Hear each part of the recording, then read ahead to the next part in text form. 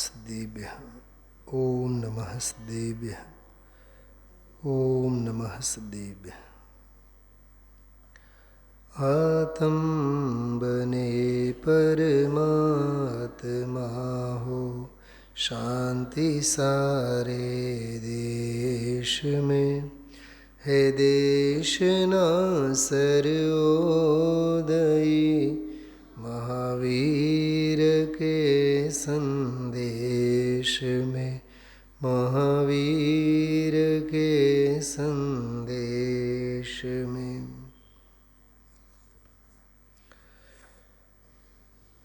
ગઈકાલ અને આજ 71 અને 73 બે પ્રવચનો. 72 નંબરનું પ્રવચન મૂકી દેવું પડ્યું, કેમ કે ગ્રંથમાં આ શાસ્ત્રમાં 78ના પ્રવચનો છે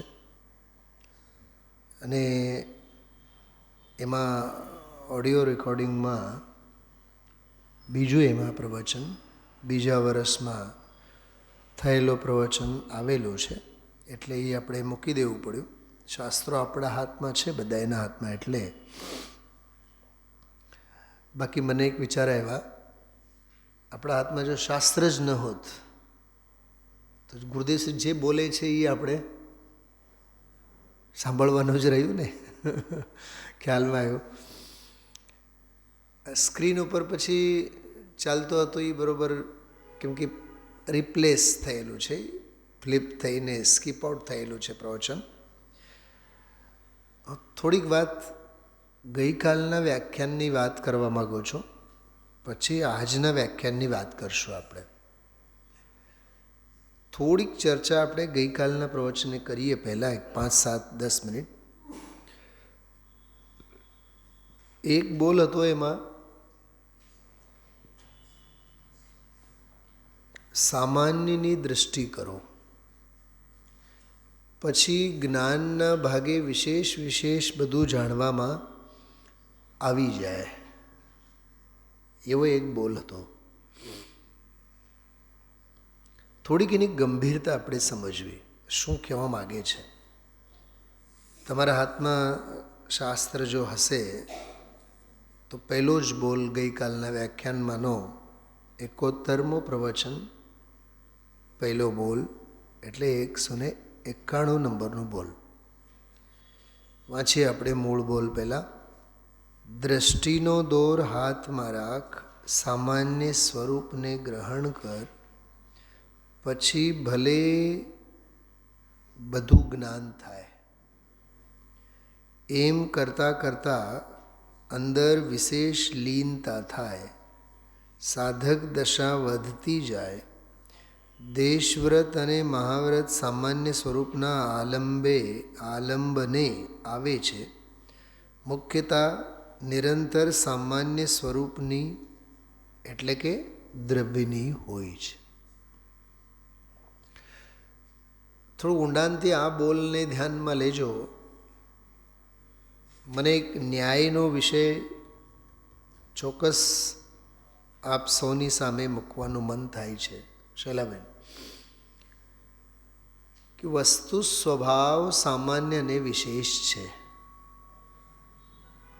વસ્તુ સ્વભાવ સામાન્ય અને વિશેષ છે. ન્યાય દીપિકા, પ્રમેય રત્નમાલા, ન્યાય કમલ માર્તંડ, પ્રમેય કમલ માર્તંડ જેવા બધા ન્યાયના ગ્રંથોમાં, પરીક્ષામુખ, ન્યાય દીપિકા, બધા જ શાસ્ત્રોમાં એક ચર્ચા આવે, પ્રમાણનો વિષય શું. પ્રમાણ એટલે સમ્યક જ્ઞાન. તો સમ્યક જ્ઞાનનો વિષય શું છે એવો એક પ્રકરણ આવે, સ્વતંત્ર અધ્યાય આવે એમાં. તો એમાં આવે છે સામાન્ય વિશેષાત્મકો તદ વિશેષ. એટલે સામાન્ય વિશેષાત્મકો તદ વિષય, પ્રમાણનો વિષય સામાન્ય અને વિશેષાત્મક.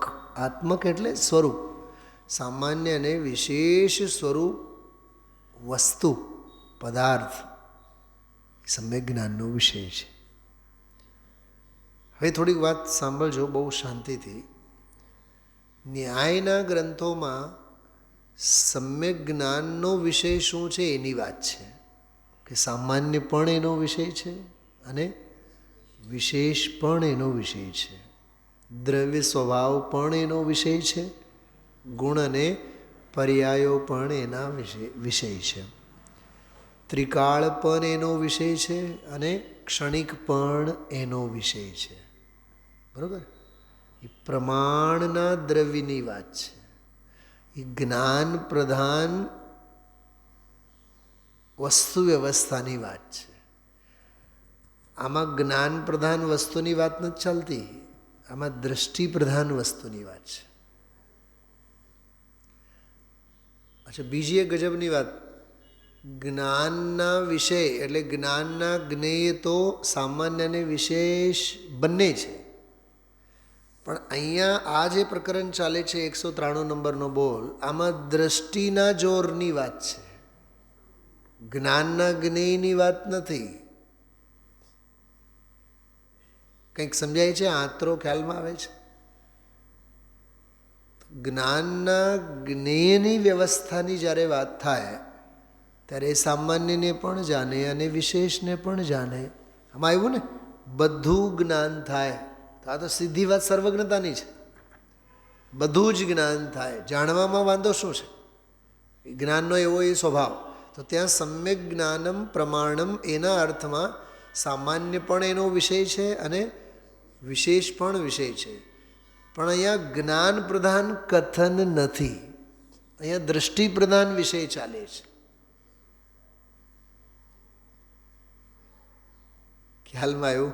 હા, બહુ અદ્ભુત વાત છે.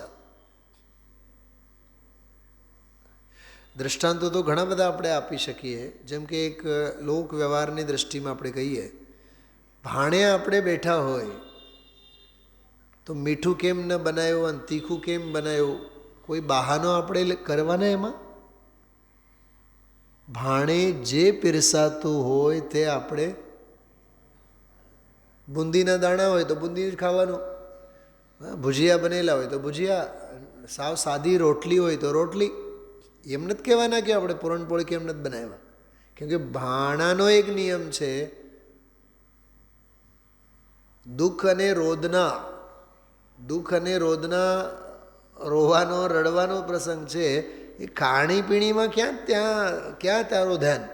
જે તને પીરસવામાં આવ્યું એ માણવાનું હોય. માણવાનું એટલે ખાવાનું હોય બસ.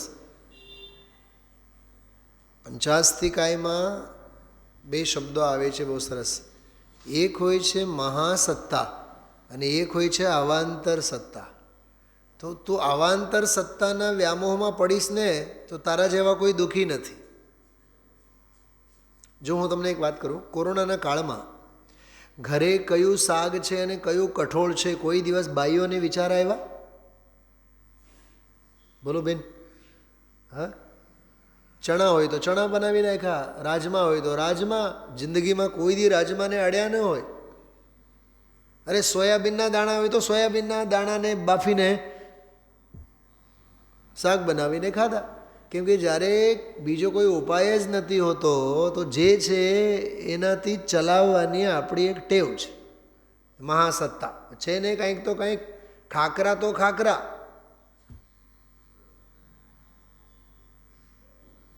પણ જ્યારે બધું જોઈએ ત્યારે બધું જ જોઈએ. પછી 56 ભોગ હોય તો એ 57મું હોઈ શકે, એની ગૃદ્ધિ પડી હોય જીવને. આ બધા ઉત્સવોમાં વગેરે 500 ને 700 અને 1000ની બધી નાસ્તાની બ્રેકફાસ્ટની થાળી હોય તોય ખૂટે જ, તોય હજી ખૂટે જ. કેમ કે આહાર સંજ્ઞા આની ભયંકર છે. અને કોરોનાના કાળમાં એને બીજું કાંઈ નહીં, માત્ર ઉકાળો પણ મળે ને તો એને એમ કે સંજીવની વટી મળી. પોઈન્ટ સમજાય છે? જ્ઞેયોની બાબતમાં એવી છે કે મળ્યા રાખે ને તો એને અવાંતર સત્તાનો વ્યામોહ છૂટે નહીં. શૈલાબેન સમજ્યા તમે શું કીધું મેં? એને જ્ઞેયોમાં જ્ઞેય નિષ્ઠા એટલી બધી છે કે અવાંતર સત્તા એટલે વિશેષ વિશેષ વિશેષ વિશેષ.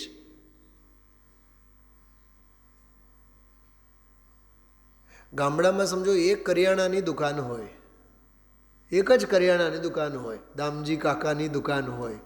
જાઓ દામજી કાકાની ત્યાં જઈને ખાંડ લઈ આવો, ગોળ લઈ આવો. બીજી દુકાન જ નથી. હા, અચ્છા, ગોળની વાત મને યાદ આવ્યું મારા નાનપણના દિવસો કે મારા મમ્મી ગોળ લેવા માટે મોકલતા. ગામમાં 2 શેરી અને બંને શેરીમાં 2 દુકાનો. અને મા પછી કહે મને કે પહેલી દુકાને જોજે ગોળ ધોળી સરસ મજાની પીળી સારી હોય ને તો ત્યાંથી લેજે, ને તો ઓલી બીજી દુકાનમાંથી લેજે. ઘણીવાર તો એવું થાય કે પહેલી દુકાનમાં જોઈને આપણે બીજી દુકાનમાં ગયા હોય ને ત્યાં તો હજી માથું ફોડવાનો વારો આવે, ત્યાં તો ઓર ખરાબ હોય. પણ 2 છે તો 2માં તો તુલના કરે છે, સરખામણી કરે છે. પણ એક હોય તો શું કરીશ બોલ. અને મને યાદ છે એ જે દુકાનવાળા હતા એનું નામ મારુતિ હતું. એને અમે મારુતિ મામા કહેતા. એ તો ગુજરી ગયા હવે તો. પણ એ એટલા બધા આમ ટેવાયેલા કહો કે હેવાયા કહો, ઘર જેવા સંબંધો. એમ ખાંડ આપો ને ફલાનો આપો ને ઢીકણો આપો. તો હું આપને પૂછું છું કે એક જ દુકાન છે અને એની પાસેથી ઓલો ઢેપો ગોળનો એક જ છે, એમાંથી જ લેવું પડશે ને. નાના હતા ત્યારે ગોળની ચાય પીતા.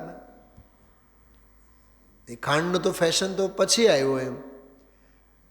એટલે જ્યાં ચારો જ નથી, જ્યાં બીજો કોઈ ઉપાય જ નથી, એટલે મહાસત્તાથી જ જ્યાં કામ ચલાવવાનું હોય ત્યાં પછી અવાંતર સત્તાનો વ્યામોહ તો રહે જ નહીં. એમ જાઓ ક્યાં, કરો શું એમ.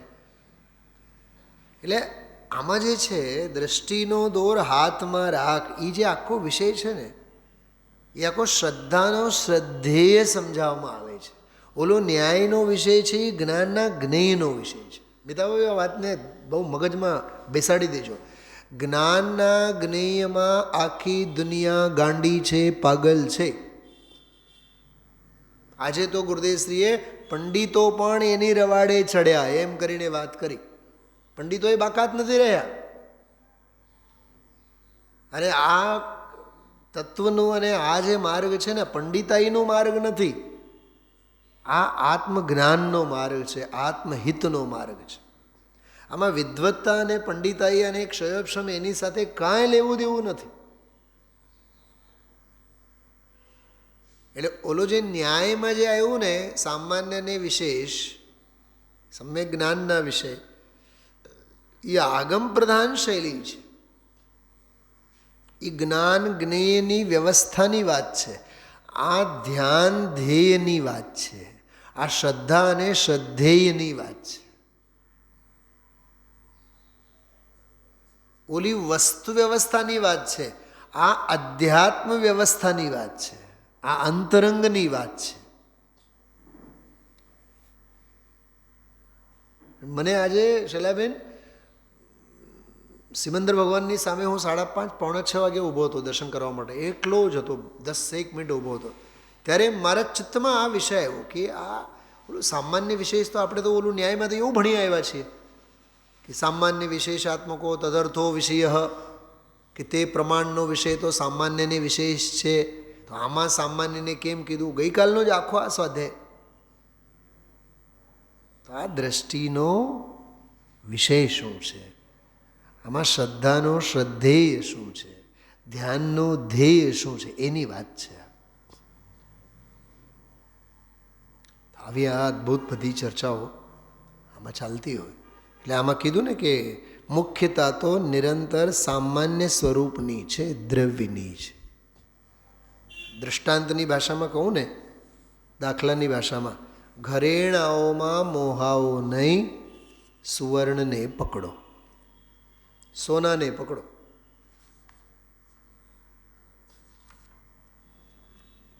દીકરીના લગ્ન થાય, આજે આવ્યું ને સમય વર્તે સાવધાન, શું એનો અધ્યાત્મ અર્થ ગુરુદેવશ્રીએ કાઢ્યો.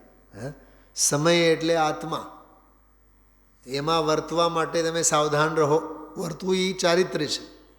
તો ભગવાન આત્મામાં લીન થવા માટે હંમેશા સાવધાન વર્તો. અવધાન એટલે જ્ઞાન થાય. એકો એક શબ્દનો અર્થ છે એમાં. અવધાન એટલે જ્ઞાન. શતાવધાની શ્રીમદજી હતા શતાવધાની. અવધાન એટલે જ્ઞાન થાય. તો સાવધાન એટલે જ્ઞાન સહિત, સમ્યક જ્ઞાન સહિત થાવ. સ્વામીજીના પ્રવચનો સાંભળ્યા વિના આનો ભાવભાષણ નહીં થાય. ગુરુદેવશ્રીના પલોઠી વાળીને બેસવું જોઈએ. એકો એક શબ્દ સાંભળવો જોઈએ, તો જ એનો આનંદ આવે. હું જે કહું છું, ઉપલક સાંભળવાથી કાંઈ નહીં થાય. તો થોડીક ચર્ચા એની સામાન્ય વિશેષના સંદર્ભમાં ગઈકાલની હતી. 3 બોલ બહુ અદ્ભુત હતા, 193, 94, 95, પણ એ વ્યાખ્યાન આજે મૂકી દેવું પડ્યું. એમાંય ખાસ કરીને 193 નંબરનો બોલ છે. એમાં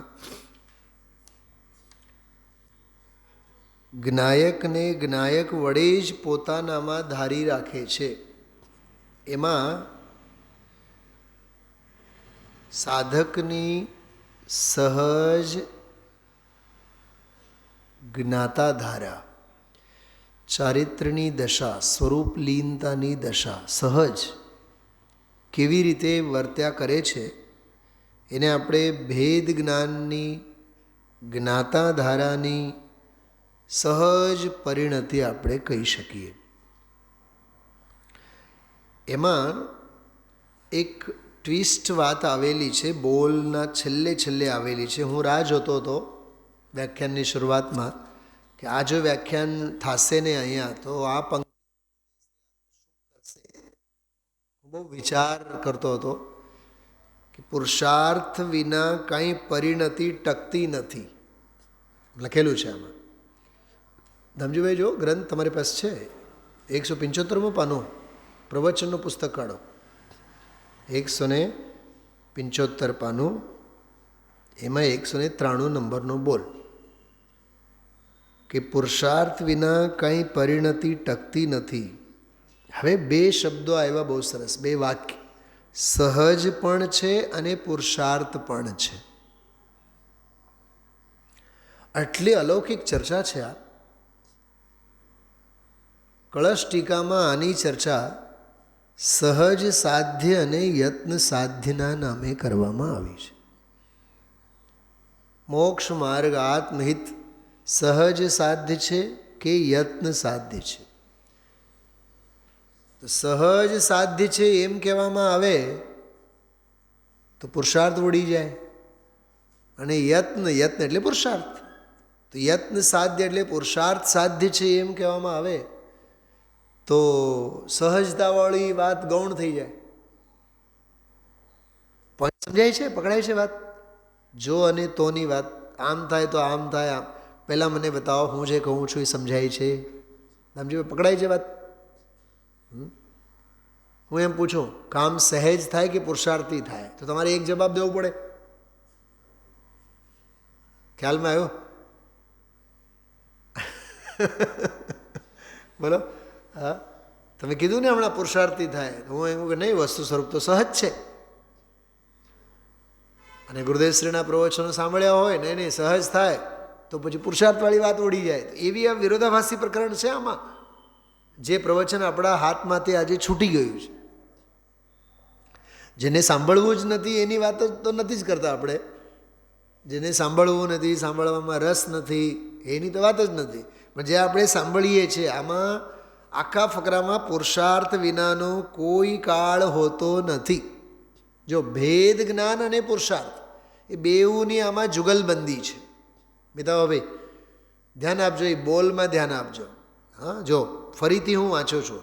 સમ્યક દ્રષ્ટિ જીવને મળ્યું, સમ્યક દ્રષ્ટિ જીવને તેમજ મુનિને એટલે સાધકની વાત લીધી. ભેદ જ્ઞાનની પરિણતિ તો ચાલુ જ હોય છે. એ તો એક વખત પ્રગટ થયું એટલે પ્રગટ થયું, પછી તો કંઈ એમાં ખંડ તો નહીં પડે. સમ્યક દૃષ્ટિ ગ્રહસ્થને તેની દશાના પ્રમાણમાં એટલે જ્યાં જ્યાં જે યોગ્ય છે એ ભૂમિકા પ્રમાણે ઉપયોગ અંતરમાં જાય છે તેમજ બહાર આવે છે. નિર્વિકલ્પ અને સવિકલ્પ અવસ્થા એની બની રહે છે. મુનિરાજને તો ઉપયોગ બહુ ઝડપથી, અહીંયા ઝડપથી એનો અર્થ ઝડપથી નહીં, ઝડપથી એનો અર્થ બહુ ઓછો કાળ રાગમાં રહે અને પછી તરત જ અંદરમાં જાય. એમ એ થાય તો બધું સમયે જ, સ્વસમયે જ બધું. એ ઝડપથી વાળો શબ્દ છે ને એ કાળવાચક નથી, ભાવવાચક છે. રાગનો કાળ અને અંદર વીતરાગતાનો કાળ, વિકલ્પનો કાળ અને નિર્વિકલ્પતાનો કાળ, એની વાત છે.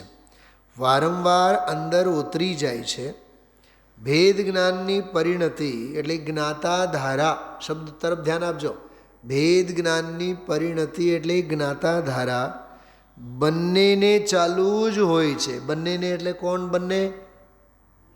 સમ્યક દૃષ્ટિ અને મુનિરાજ.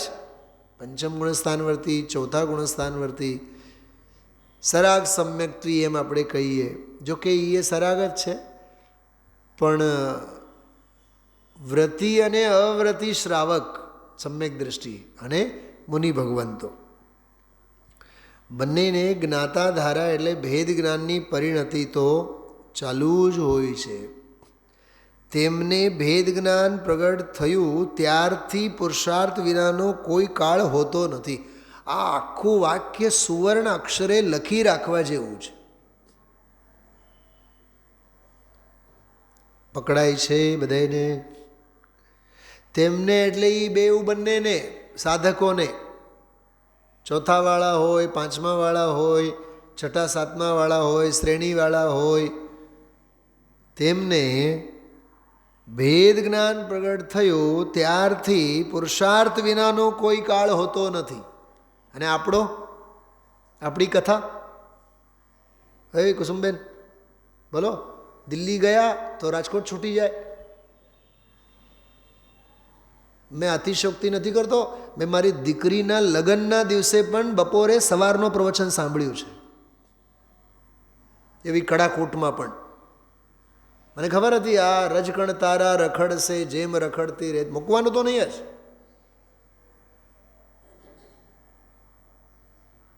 બપોરે બહુ ભયંકર થાકેલા પાકેલા હતા, આડા પડ્યા. સવારનો સ્વાધ્યાય દલને કટકે કટકે. આ તો શ્વાસ છે આપણા માટે. તો આપણી કથા કેવી છે? ક્યાંક લગ્નમાં, ક્યાંક બાહ્ય પ્રવૃત્તિમાં મહિનાઓ સુધી છૂટી જાય, મહિનાઓ સુધી. તો એના જેવો કોઈ કમનસીબ નથી આપણો, અને આના જેવો કોઈ દુર્ભાગ્ય નથી. કેમ આપણું ખાણી પીણી, કપડાં, રાગ રંગ એ નથી છૂટતા, આ કેમ છૂટી જાય છે?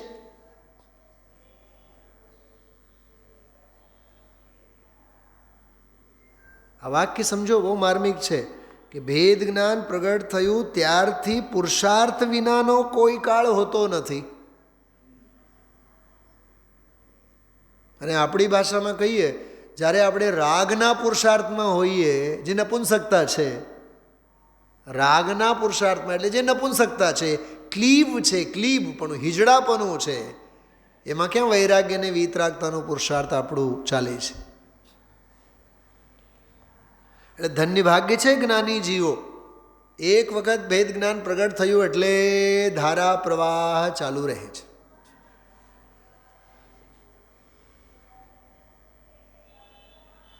આપણે તો હાલતા સ્વાધ્યાય છૂટી જાય, પ્રવચન છૂટી જાય.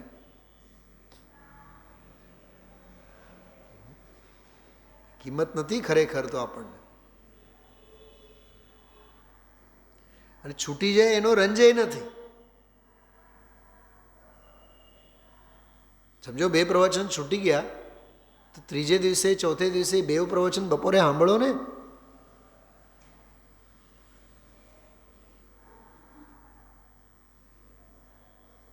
કંઈક સમજાય છે શું કહેવા માગું છું? ગુમાવવું કેમ? છોડવું કેમ? સમ્યક દૃષ્ટિ જીવોના જીવનમાં જ્ઞાનધારાની અપ્રતિહતતા જ એમનો સુલક્ષણ છે. અને આપણા જીવનમાં જે છૂટી જાય છે એ જ તો અપલક્ષણ છે.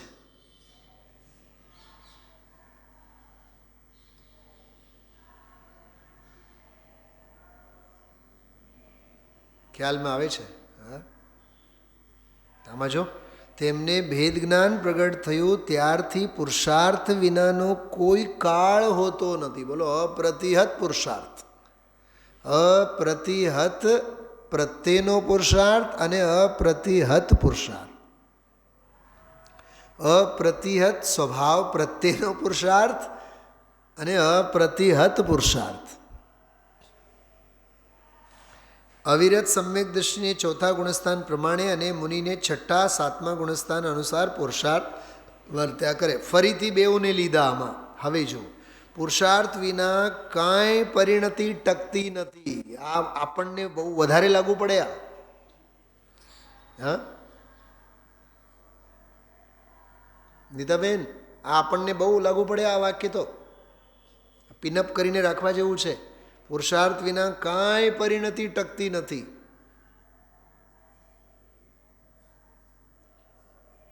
બોલો, 2 દિવસ ગુરુદેવશ્રીના પ્રવચનમાં ન આવીએ, શુક્ર શનિ કે શનિ રવિ ન આવીએ, ગુરુવારે આવ્યા હોય, ખૂબ મહાલતા હોય, પછી સોમવારે આવવાના, પણ શનિ અને રવિ ન હોઈએ તો બતાવો પરિણતિમાં ફેર પડે કે નહીં? તમને પૂછું છું કાકા.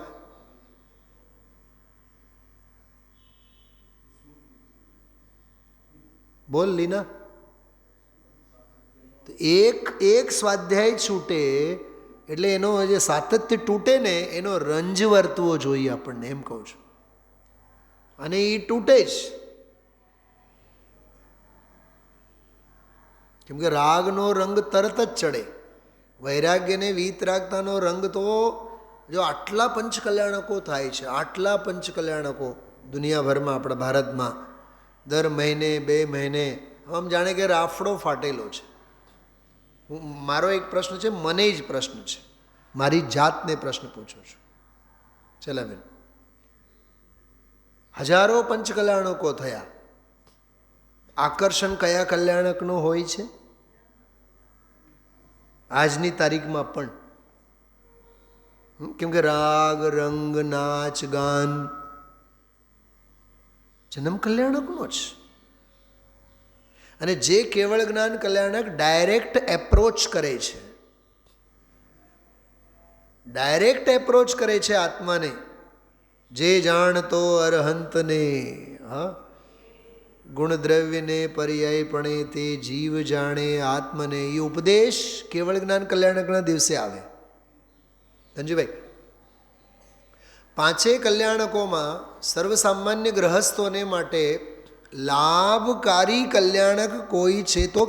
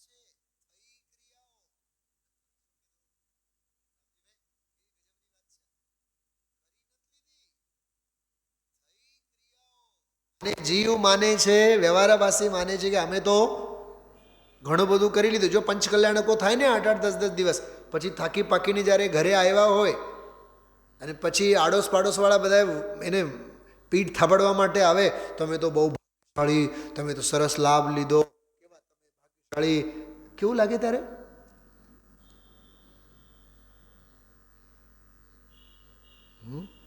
લાગે છે ને? આપણે આમ 1 લાખ, 2 લાખ, 10-20 લાખ ખર્ચ કરીને આવ્યા હોય, હા, થાબડવાના કરે, આડોશ પાડોશવાળા બધા પ્રશસ્તિ પત્રો આપે, માન સન્માન કરે.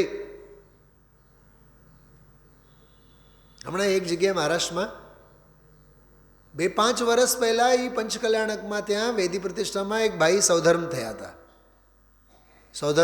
5 વર્ષ પછી ત્યાં કંઈક કાર્યક્રમ થયો તો એ ભાઈ સાહેબને કેવળ સન્માન કરવા માટે કે તમે સૌધર્મ થયા હતા એમ કરીને તમારી સન્માન વિધિ છે, તો એ ભાઈ સાહેબ પ્લેનથી ત્યાં આવ્યા, 10-20 હજાર રૂપિયા ખર્ચા કરીને આવ્યા.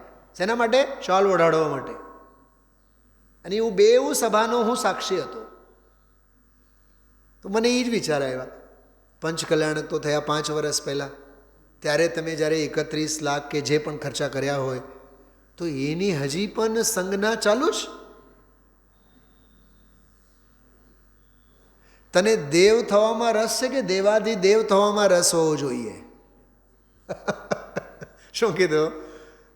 તને દેવ થવામાં રસ છે કે દેવાધિદેવ થવામાં રસ છે? એક વાત. બીજી વાત, તું પોતે દેવાધિદેવ છે, તું હી દેવનો દેવ. થવાની ક્યાં વાત કરે છે? તો છે એમ થા. વળી પાછું છે એમ થા,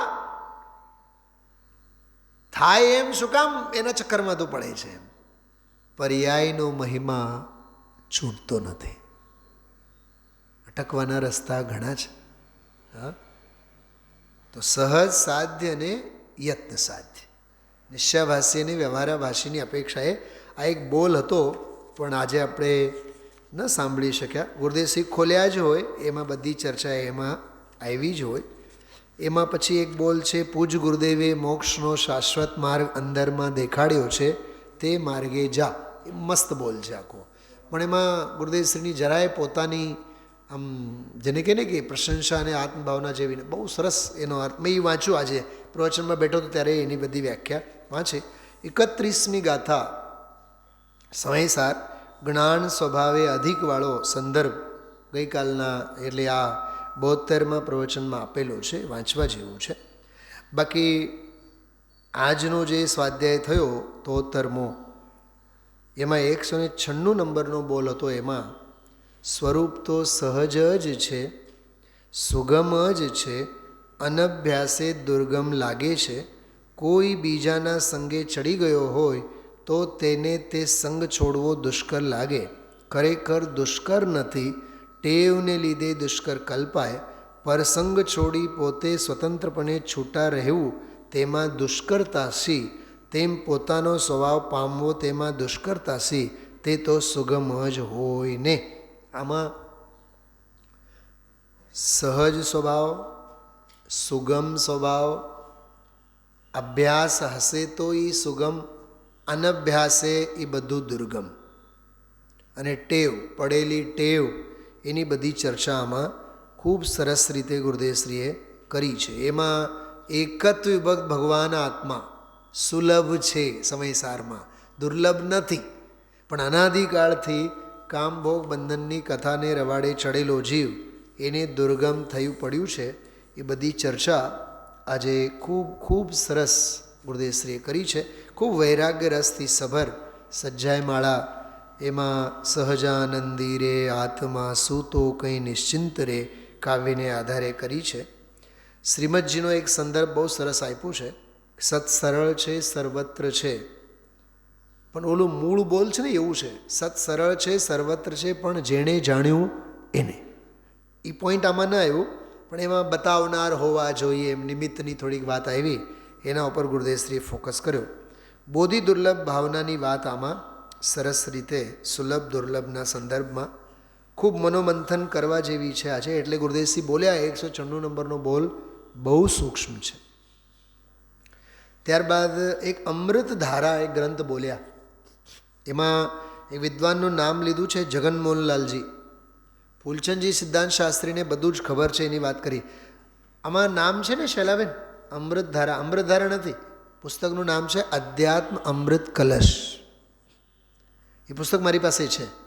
અધ્યાત્મ અમૃત કલશ નામનું પુસ્તક છે. એટલે કળશો ઉપર પ્રશ્નોત્તરી જગનમોહનલાલજીએ કાઢી છે. એમાં જે ભૂલ છે એની વાત ગુરુદેવશ્રી આમાં કરી.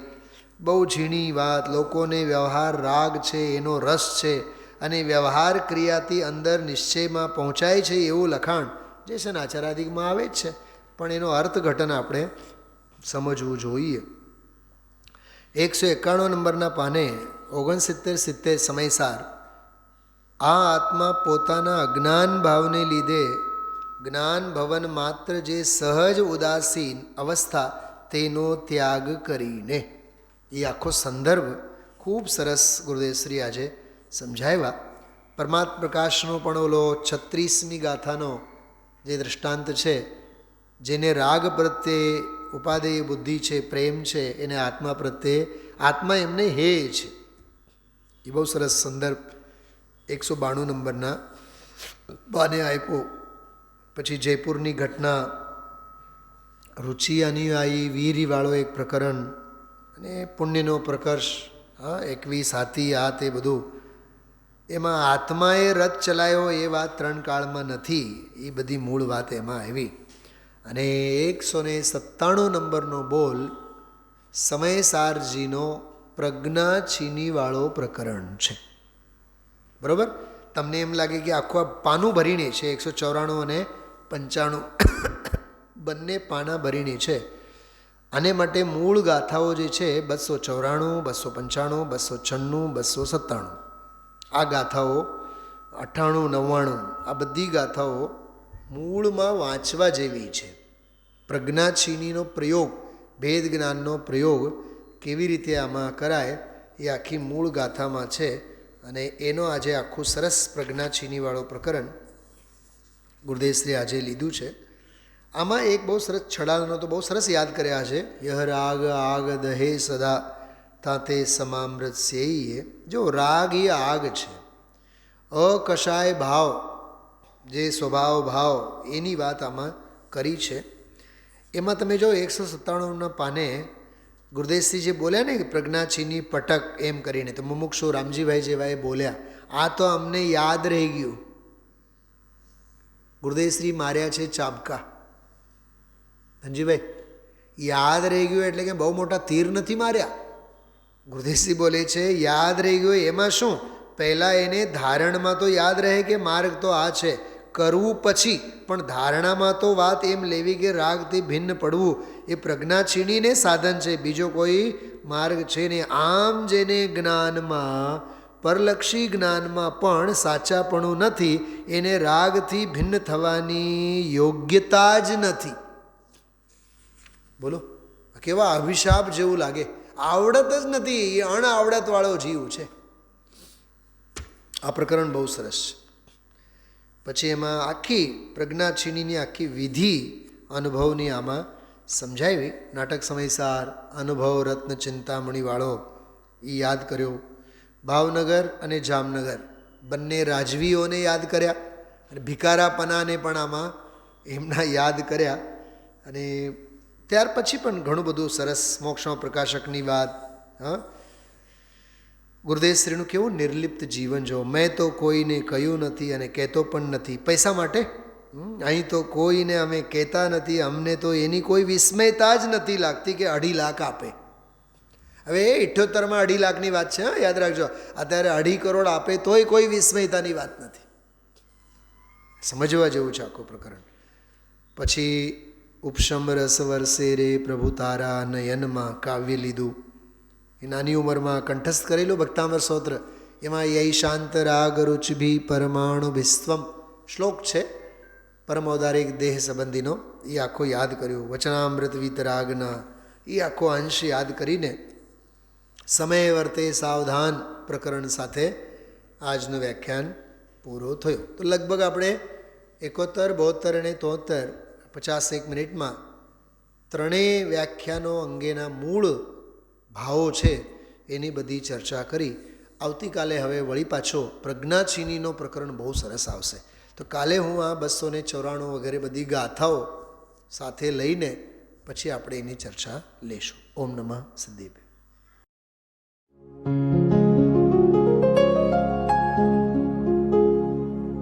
निज निधि निज में बताए यह अनंत उपकार है उसके लिए जिन वाणी माँ को वंदना शत बार है वंदना शत बार है वंदना शत बार है.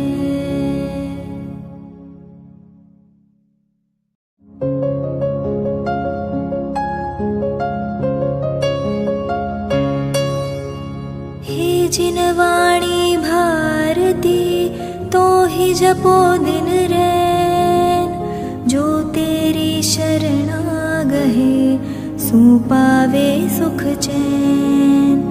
जा वाणी के ज्ञान ते सूझे लोकालोक सो वाणी मस्तक नवो सदा देत हो ढोक सदा देत हो